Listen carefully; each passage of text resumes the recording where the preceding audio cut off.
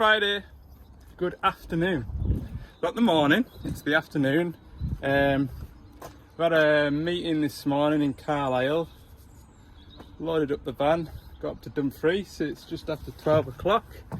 And in this video, I don't know how much of this is going to be one video. Anyway, that's for me to worry about, not you to worry about. I am going to pull this pin out of here, take this boom off and repin and bush the boom foot pin. Now this job was booked in before I went on holiday. I'd kind of penciled it in for next week because I wasn't sure, knowing that I had that 210 to do among other jobs and also coming back from a week's holiday, how busy this week was going to be. So I'm ahead of myself. I'm going to make a start on this. This is a 160-5. It's quite, well, it's very tidy other than the odd blemish of rust. It's a very, very straight machine. What age is it? 18 plate. So how old does that make it? 7-year-old. Very, very tidy.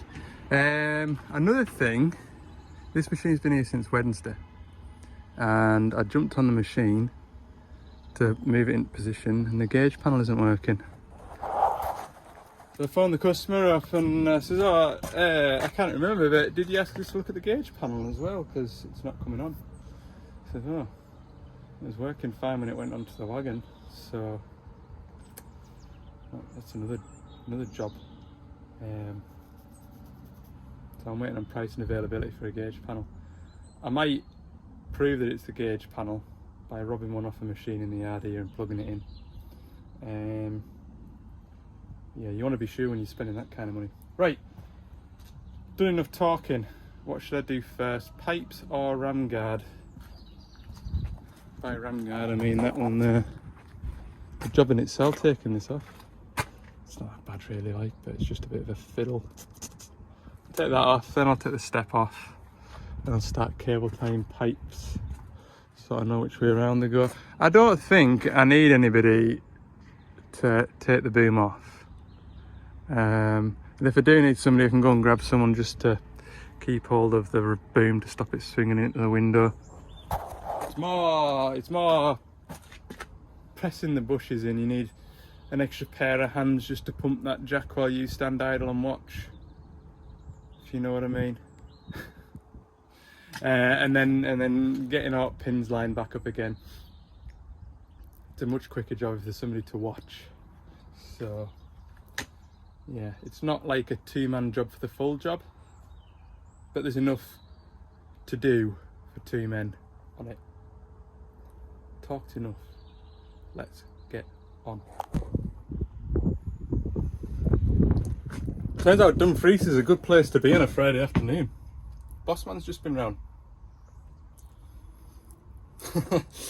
I says to him, you must have known I didn't pack my vape box today. Ah, well, you look like you need feeding up. Yeah. Right. I've managed to ratch together a load of caps and bungs. So I'll start taking big pipes off once I've made a mess of myself. Okay, I said I was going to take the step off, take that bracket off and cable tie the pipes up so I know which one goes where. And then I found my Bluetooth speaker and I've been listening to music, and before you know it I've got all the pipes off. I've been I'm really pleased with how the pipes have come off, because I've not got oil everywhere like on the previous job. And you know me, I like to keep it tidy, so there's no oil running down the boom or anything. I've done a real nice tidy job. Everything's capped off nicely. I've used my 2 caps. I'm sure I've got more of these caps, I just need to find them, but I couldn't be bothered. These are the priority ones, these are the bucket ones, these are the 2 bucket lines. The bucket ram doesn't have a lock valve on it, therefore when I lift the boom up, the what's it called over there, the bucket ram moves, and when I use these blue rubber bungs it shoots them out, followed by a lot of oil. So the bucket ram shouldn't move because it's capped off with proper caps rather than plugs. We shouldn't make a mess. I'm going to take that plate off there, and see if that pin moves. And I'm going to drop these rams down. I'm sure that's about slack. Nothing's leaking. Go and get a big hitting stick. I want to see them pins just tap, tap, tap, like that. Perfect.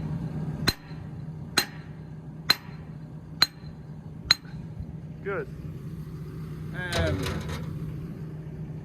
I'll go and get my big DX300 over. You can't beat that noise, can you? Dunk, dunk, dunk, dunk, dunk, dunk, dunk, dunk, dunk, dunk, dunk, dunk, dunk, dunk. Go and get my shackle and my long strap, and we'll have that pin battered out in no time.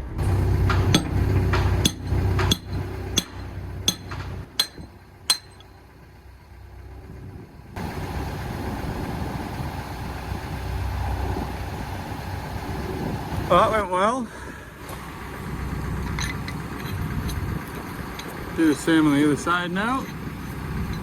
What am I going to do with them shims? Do you think them shims are going to just stay there? Yeah, they're well glued onto there. Good. Right, I'll do the same on the other side. This is a tricky one because you kind of like stood on the edge of the track.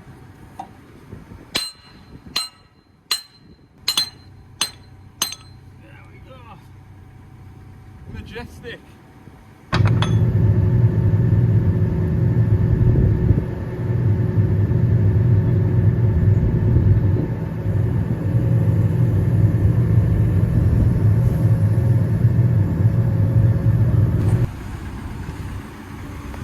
That was easy, just as it should be. Jobs like this shouldn't be a fight, like, should there? No, they shouldn't.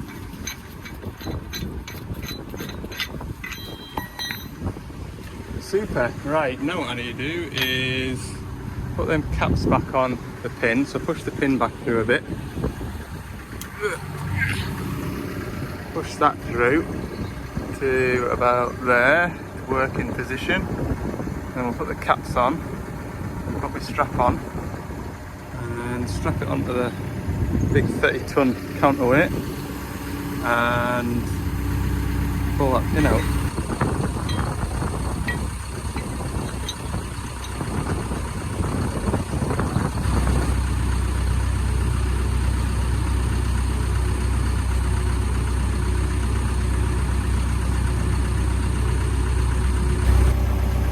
Right, that big 30-tonner's got it. I need to take that off. Why didn't I take that off before? Idiot!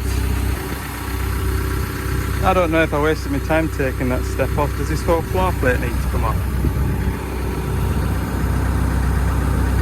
It's going to be close, isn't it? I'm pretty sure the last night track I did I took this off, but maybe we'll be alright, we'll see. Where am I going to put you? Put you on here.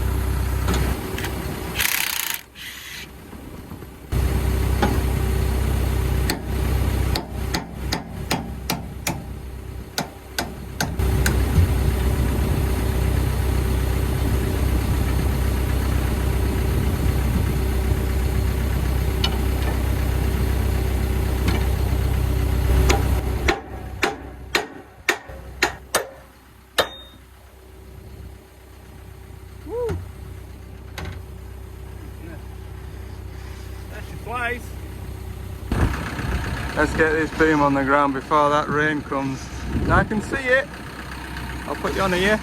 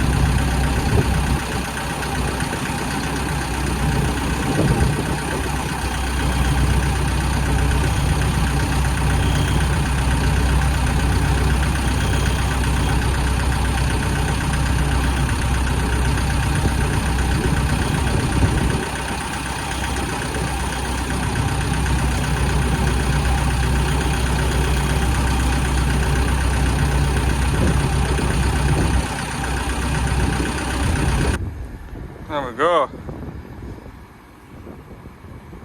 Another boom left to chat. Right, looking at this, it seems like the right hand side is certainly more worn. There's a bit of a step there, but nowhere near as bad as that. So that's the problem. Right, I'll go and grab my axle stands. I should have done before I started this, but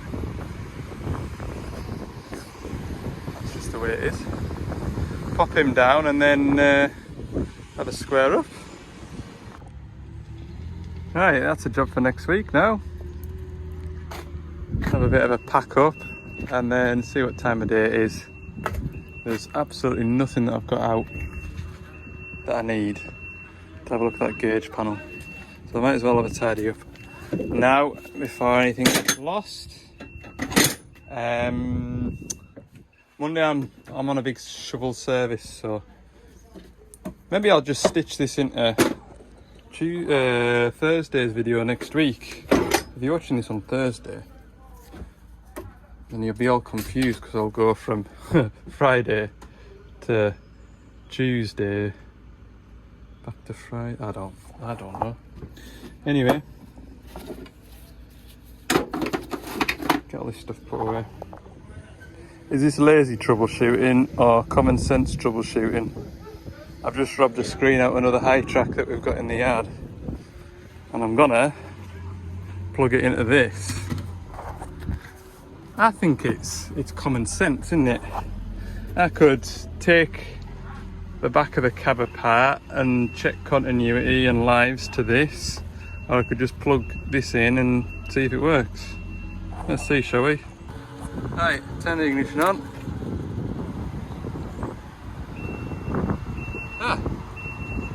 Nothing on this one either. Well, isn't that interesting?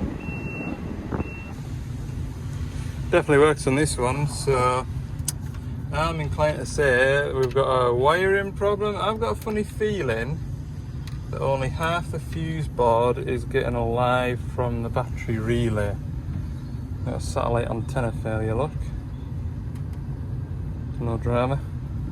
Oh, this isn't the problem machine, this is the one I robbed this screen off. I should also point out it's literally 1, 2, 3 screws, pop that back, and then 4 M10s, which takes 20 seconds to whiz off. So it's not exactly a big drama. Taking it off just to try it. Okay, we're back on the machine with no gauge panel not working.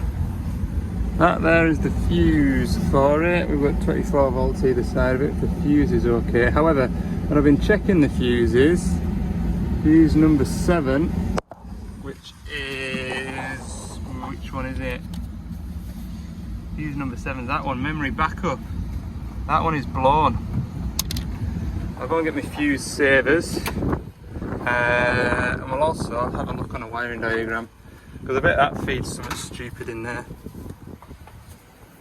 Be like ACC1 accessory.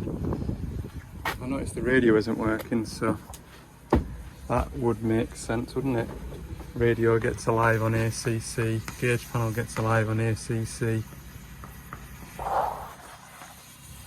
Watch this. Told you that fuse 7 will go everywhere. Fuse 7 here goes to the air conditioning control panel. Where's it gone? I've lost it again. There. Along to here, down here, down here, down here, into the air conditioning control panel. And then, which would make sense because when you turn the ignition on, the AC just goes flat out at 25 degrees. And it comes up here, up here, up here, along here, along here, along here.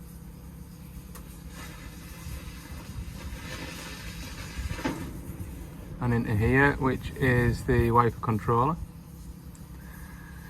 Then the other way, it goes along here, up here, spares off into the telematics. And from here it goes along here, along here, along here, along here, and two of those wires go into the gauge panel, and it goes up here, up here, up here, up here, along here, along here, along here, and into the car stereo. Radio doesn't work. So is it an appliance that's stopping it from working? No, in my luck it won't be. Or will it be a wire that's rubbed? No, in my luck it will be. Now we've got to find the wire. Now then, that red and white, red and white, red and white, red and white will go along the bottom of here, but there is a red and white that goes into here. This is a suspect chafing spot because the seat moves. Any sign of chafage in the back of here? Oh, what have we got here? I can see it, red and white. Doesn't look chafed to me. I think something wants to tell me that I've had this before on a zero tail swing, and the wire into the back of the radio had rubbed against the cage that holds the radio. My gut instinct, you know, you gotta go with instinct in these situations. I'm gonna pull that radio out. Or should I take the back of the cab out? Because the wiper controller's under there.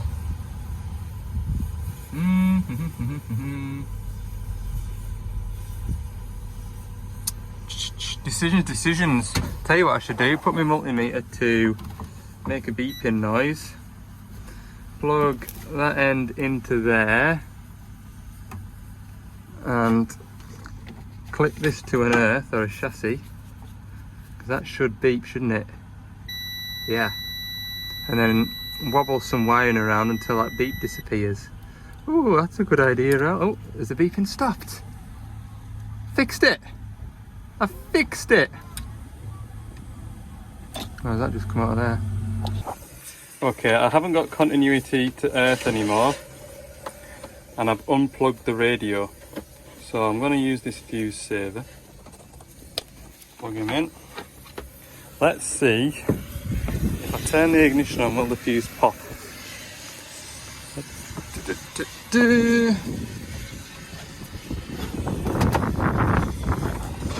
go in there.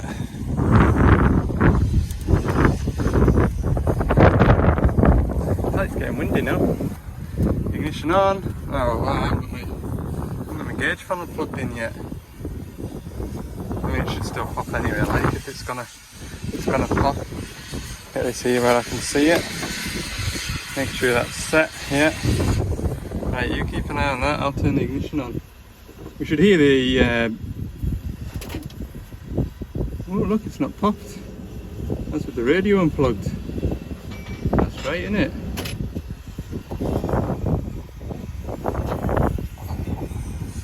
Oh, I'll plug the gauge panel in now. Jeez, we've got a fire in here. I thought I could smell burning.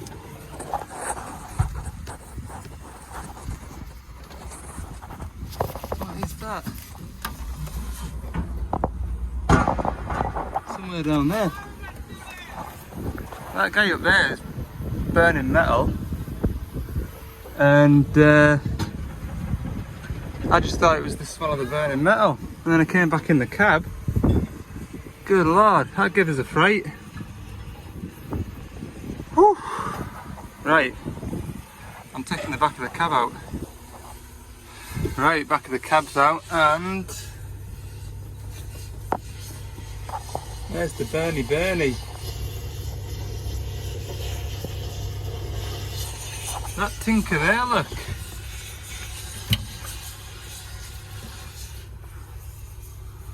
Good lord. Nearly set fire to the bit, look. Tell you what, hey. Give us a fright. That's a 10 amp fuse saver. And I thought it was like, I'll tell you the story. Put that 10 amp fuse saver in. And then I came round onto the tracks here to plug this in, and I noticed this wiper just started really slowly moving, and then I thought, that's weird, and I could smell burning presumed it was my man up there. As I'm looking here trying to plug this in, all this smoke started wafting out from under there. And I came and had a look, and it was pouring out of here where I took the radio out, so that wasn't a waste of time. It's good night. Oh well, that's a happy result really. I'll just take that out. Where's my screwdriver? This silly little controller for the wiper motor, it is hot, like I can feel it. This wiper controller is very, very, very, very, very inexpensive, especially compared to what I originally thought was a knackered. Yeah, look at that. I thought it was a knackered gauge panel. I did. So I'm going to leave the gauge panel unplugged, put my fuse saver back in, and just make sure the wiring's immaculate in here. It's like brand new. I can't imagine it'll be a... We'll see. Right, fuse is plugged in, hasn't tripped, the ignition is on, the fan isn't revving flat out, you know, the cab heater fan. If I set the temperature down, that's like a memory, that we should be able to turn the ignition off, and that should remember 18.5 degrees that I've just set it to, I think. Yep. Oh, that's good. Right, I think it's safe now. What I'll do is I'll plug the radio in. If the radio works, that radio is 150 quid, say. That isn't. We'll just say that much. If we blow the radio up, it's not the end of the world. If we blow the gauge panel up, I'll be very upset. But the fuse hasn't blown, so it should be alright. Right, there we go. Radio's working.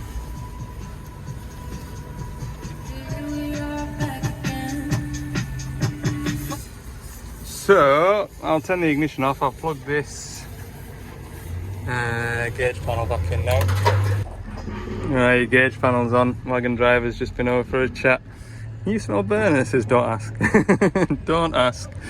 Right, ignition on. Hey, look, gauge panel works. Hey, the beeper works. Absolutely marvellous. That zoomed in camera's a bit mucky, innit? Right, I think what I'm going to do, it's 4:30 now. I don't want to be hour late home tonight, Friday. I'm going to disconnect the battery just to be super safe. Don't want to come to this on Tuesday and regret not disconnecting it. It's that gotta be 17, innit? Yeah, we'll pull that 17 off just to be safe. Oh. There you go. I'll phone the customer as well, let him know that he hasn't got an expensive gauge panel to pay for. I kind of preloaded him with this might get expensive. Tuesday morning, look, didn't catch fire while I've been away. What a win. Got a new one of these to go in it.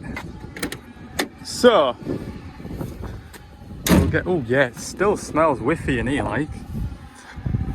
It is only just morning. I've had a couple of bits and pieces to sort out at Carlisle, but not worth picking you up for and wasting a load of screen time telling you about. So we'll jump straight back into this. There's somebody from Castle Douglas going to come after lunch to lift us this boom on or help me with wherever it is that I'm up to.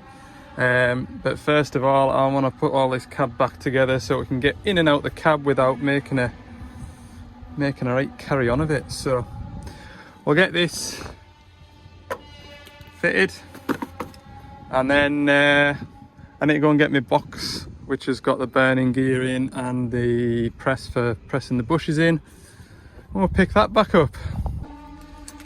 Right, we're plugged in. No smoke. Battery's on.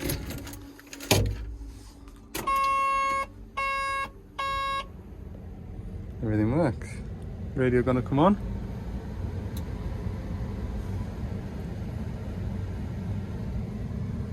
Radio hasn't come on yet. Why aren't you working, radio? There we go.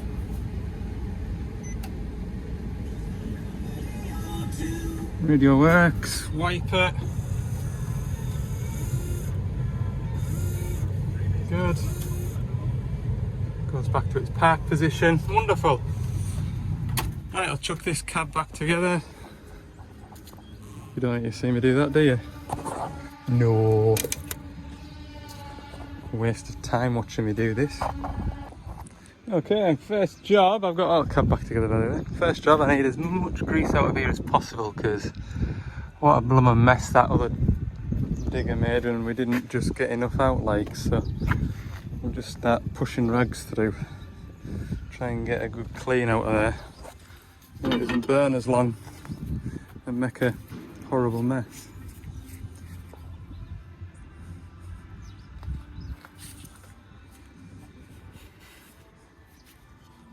I feel like that was a good one, that. Let's go and have a look at the others. Has it popped out? Ah, yeah. Real job, look.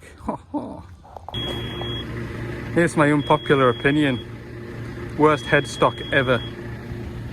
What a pain in the backside just to put a set of forks on. Get out the cabin, flipping. Take 2 pins out, look. Stupid. Oh, and another thing. Why are construction spec JCBs? Here, I'll show you. Why have we got 2 joysticks to begin with? Like, it can all be done on one with a rocker switch to telly in and out. That is so unnatural for tilt up and down, in my opinion.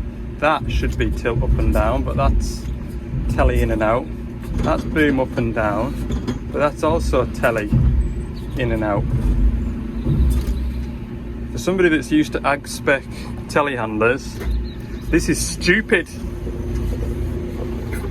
Right, there's a fella here with a trailer load of scrapers that, because I'm sat on this, I'll probably have to unload. Probably write his pickup off. Go and do that first. Alright then, got my care box. Pop these grease seals out of here, normally just a flat screwdriver.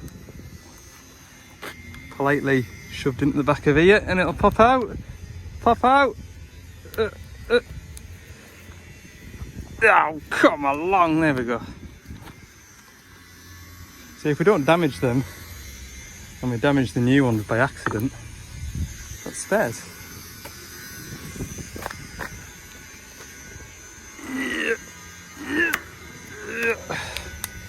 Beautiful. Okay, I'm going to put you on a time lapse now while I attempt to burn these bushes out.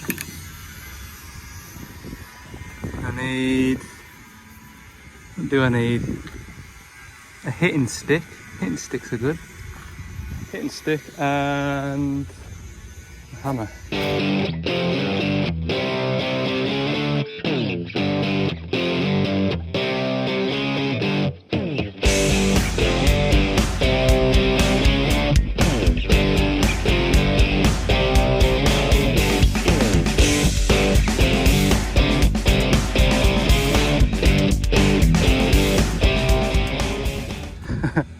Them lot next door, we've gone from banging away with a hammer and taking this gable end down.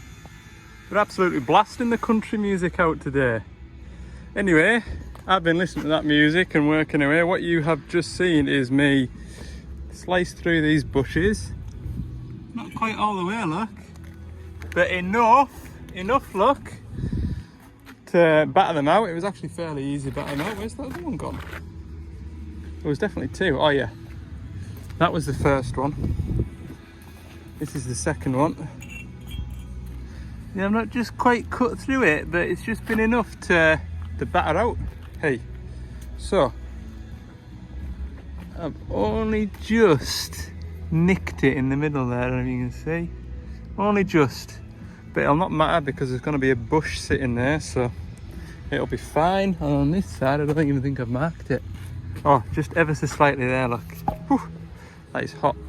So, I still think that's probably a bit too hot to put. It's these grease seals here. I don't want to put them in there while it's like 100 degrees because I don't want to melt the rubber seals. How hot is it? Shall we have a look? One drop. Oh, look, let's have a look. I've got it all cleaned out in the centre, so there's no like grease sat or anything like that. Let's have a look. Yeah, 109 degrees in there, look.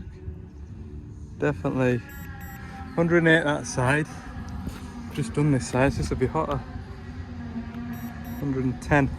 Better just leave that to cool till at least 70 degrees. But in that time, it'll take me, I'll get all this stuff out. I'm going to do 2 at a time again, like we did with that 210.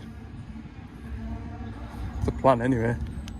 How successful I'll be on my own is another matter. Another pair of hands now, really, just to line this jack up. And somebody to pump that handle for me while I stand and watch and say, yep, scanning, keep going, keep going. It's the only reason why I need another pair of hands here, just somebody to work this jack. Alright then, correct me if I'm wrong, right? This basically between here and here is just a cavity.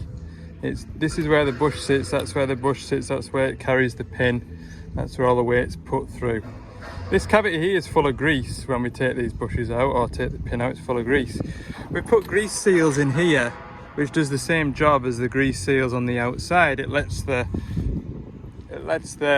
grease escape, basically. So eventually it is going to just fill that cavity, isn't it? So to me, it's a waste of time filling that cavity up with fresh grease when I actually sit down and think about it. I've just always done it that way, and when I've done it with other people, they've always done it, so I've just taken it that that's what happens. But when you sit down and think about it, you don't really need to fill it up with grease because it doesn't support the pin. The pin doesn't rub on anything in there, so probably a waste of 2 tubes of grease. There's only what I did in last time I filled this cavity up, I like shoved a tube of grease in there and then like shoved it out of the tube. Today I decided to take this bung out of here and insert a grease nipple, and I just left me grease gun pumping away. But yeah, let me know in the comments, what do you think? Total waste of time? I think it is. I think it's no different to when you grease it and the grease comes out of here. It's old grease that you don't want anymore. So anyway, because I have seen people put grease nipples in here. If they've got a squeaky boom, they put a grease nipple in here and greased it, and I thought, well, that's a waste of time. But hey, what do I know? Maybe I'm just overthinking it. So with these grease seals that go in here, I haven't tapped them in. All I've done, I'll show you with this old grease seal, all I've done is done this basically, slid it in and then popped it around like that, because when we put the new bush in, it's gonna press that into position, it's gonna pull it into the right spot, as long as we know the grease seal is facing the right way. So we want the grease to come past here and into that cavity. It's no good if it's that way around, because I said in the previous video, it fills this V up here, which will then put more pressure on this seal. So yeah, basically the higher the grease pressure, the tighter that seal will be on the pin. We do want grease to escape. Right, bushes next. Some of you were asking, oh, do I put the bushes in the freezer? No, of course I don't. Leave them in a nice warm cab.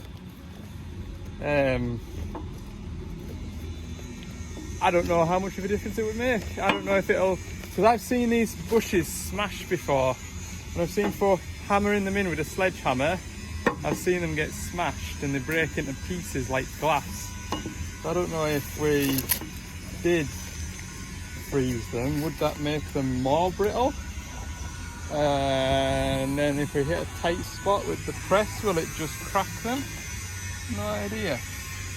But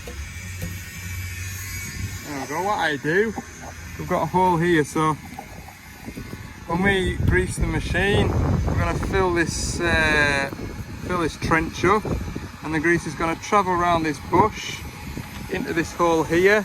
Then going to fill this up here and come out the way and fill all these little dots up. That's how it's greased. So instead of, I'll show you on the other bush, hang on.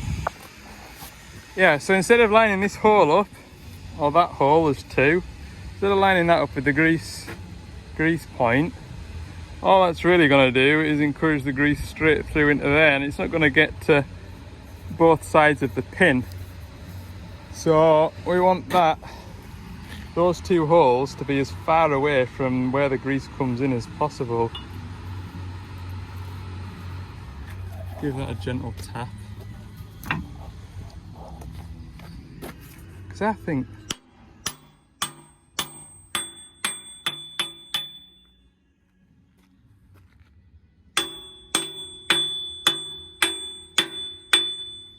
they're going to go in a treat then, I can just tell. Right, I need to choose my threaded bar. Last time, obviously on the 210, the boom's about that much wider. So we use this great big long bit of threaded bar, and it took us 15 minutes just to run that nut down there. I think that the medium sized one, but I don't know if the medium sized one will accept both bushes at once. Is this the medium size? It's not going to be long enough. I can see it now. If you were doing one at a time, that would be fine. We're doing both.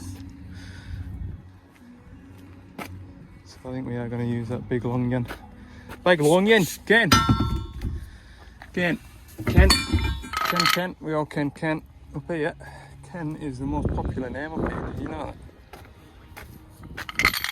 that? Is that boss suited to, ooh, lovely little do.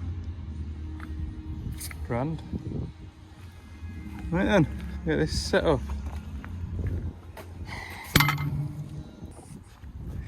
You know when you're waiting for something or someone and you just think, oh, there's no point trying to do this because I can't do it on my own. And then the longer you wait, the more you think, oh well, I might as well give it a go. I've got nothing to lose. I've pretty much got this on and set up. We just do with somebody just to hold that there like that in position. I'm going to start to pull it in because I thought I don't really need to wait till I don't really need the bosses until I've got these pretty much all the way in. So I thought, oh, I might as well get them all the way in, and then I just need to pull the threaded bar out and put the doodads in to set it. So I'm just I've started now. I'm going to put a boiler suit on, so I'm going to do that now.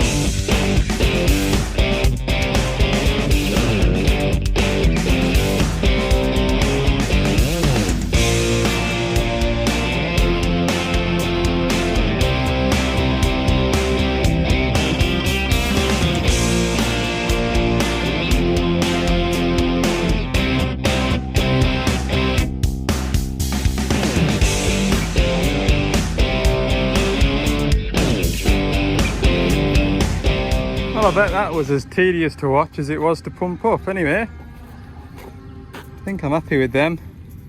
Grease seal should go in there nice. Yeah. Hope it does. I've packed everything away now. I should have been checked first, shouldn't I? Two of them. Little bin box. Oh, that's going to be perfect. I am happy with that.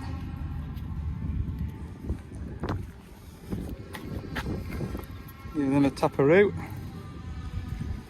It was a bit awkward on my own, I'm not going to lie, but perseverance, bloody mindedness. was saying. Perseverance. I'll put you down and I'll get these hammered in. Okay, they're in. Now, if I had sent those bushes too far home, the grease seal, which I can see there, I don't know if you can, would have popped through into that centre gallery, and that would be a fight to get out.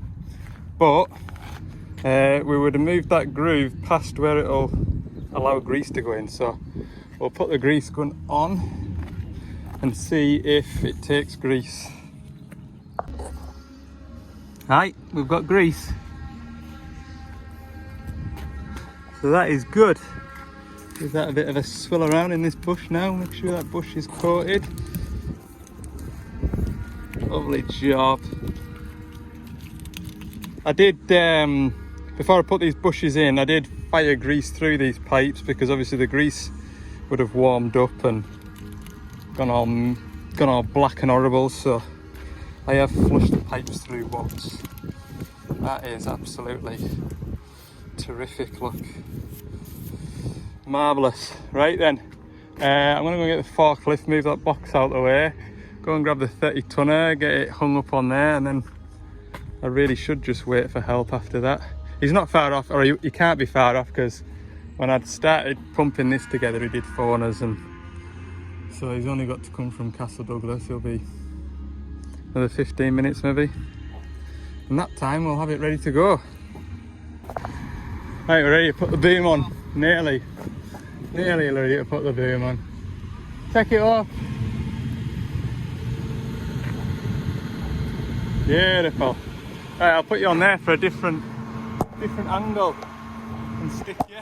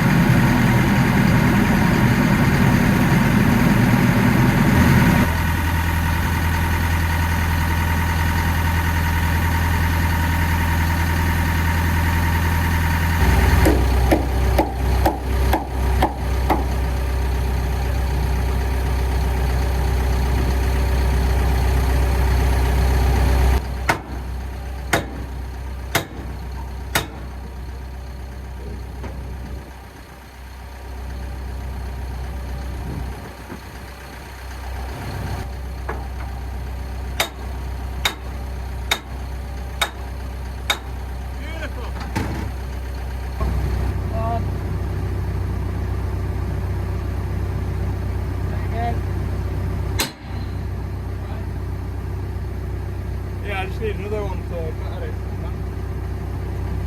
It's up here.